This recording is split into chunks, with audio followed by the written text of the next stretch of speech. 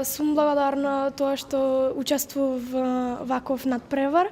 Сакам да кажам дека се занимавам уште од мала со пишување, но поинтензивно кога мене почна да ми предава наставничката по македонски јазик Сузана Николовска, која што ми е ментор и од тогаш поинтензивно почнав да пишувам и имам добивано награди на повеќе нивоа, на меѓународно ниво, на општинско ниво. Инспирација барам во секојдневието, во најмали работи, како што се пример дождот, капките и Јас прво сакам да се заблагодарам на општина Прилеп за што ни овозможи вакво нешто, за ние да се надпреваруваме и ова ќе ни биде поттикнување за понатаму да можеме да пишуваме се поубаво и поубаво. И сакам да се заблагодарам на мојот ментор Наташа Кулеска, која таа ме поттикнува секојдневно за да пишувам толку добри текстови.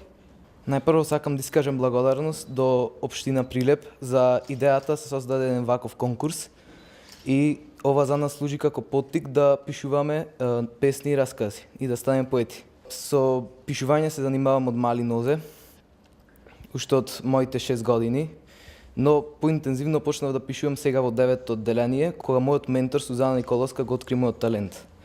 Имаме земено многу награди со неа за рецитирање, ораторство, исто така за пишување поезија и проза. Сега се спремаме за учество на меѓународниот конкурс за поезија и проза во Мостар и се надевам дека ќе земеме награда.